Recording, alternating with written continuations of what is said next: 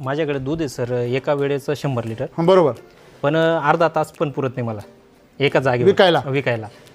तुमचं दूध एवढी क्वालिटी चांगली आहे चांगली का जागेवर लगेच विकलं जातं. आणि बाकीच्यांची काय परिस्थिती आहे?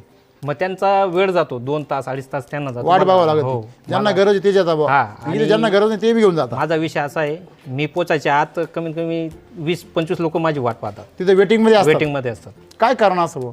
बस आपलं मिल चार्जरचाच प्रकार आहे. काय रेटमध्ये किती फरक आहे? मध्ये काय सेम रेट देतो. तुम्ही रेट सेम देता? हो. सध्या रेट तेच होते म्हणजे असं आहे सर, एसएनए पाणी फॅट हां हे किती आहे तुमचं? तुम्ही आता कारण की याचा असं दुधाचा रिझल्ट तर आला, पण अजून आमच्या भागात पाहिजे तेवढं माहिती नाही लोकांना की वैदिक काय काय नाही पण दुधाचा SCT रिझल्ट काय. तुम्हाला आला, तुमचं दूध खपतंय तरी खपतंय, हो तरी खप माहित नाही तरी खपतंय. मग किती फरक फॅट आणि एसएनएफ मध्ये? नाही मी चेक तर काही केला नाही, पण एक दिवस डेअरीला टाकलं तर 85 रुपीज रेट मला मिळाला. 85 रुपये 85 रुपये डेअरीला. डेअरीला.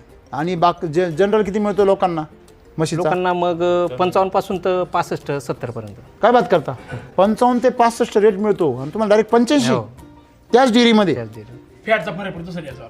मी चांगला अनुभव घेतला, कारण मी जवळजवळ 2 लाखाचं वापरलं माझ्या मेडिकलला. म्हणजे लोकांची त्यांची मिल्क चार्जर हो 2 लाख तुमच्या मेडिकलला? माझ्या मेडिकलला एक बॅच काढली, पूर्ण एक बॅच काढली होती. मला लोकांचे चांगले फीडबॅक भेटले. मला आता परत आणायचं आहे. तुम्हाला काही नाही, डॉक्टर म्हणून फक्त एक मिल्क चार्जर द्यायचं, संपला विषय. आणि काही हरकत नाही ना. मी खरं खोटं सुरुवातीला डेअरीलाच दिलं होतं. सर्वात जास्त सरांनी मेहनत केली, पंकज दादांनी. काय यांनी लोक जोडून दिले, सगळ्या कस्टमरांना सांगितलं की हे दूध वापरा, याच्यात काय फायदा आहे काय नाही. तुम्ही करून दिलं? हो यांनी वाह, सगळं सेटअप. क्या बात आहे. हां डिस्ट्रिब्युटर म्हणजे- असावे तर अशी असे काय पहिल्या दिवसापासून अहो सोनं आहे, हे दाखवायला पाहिजे ना.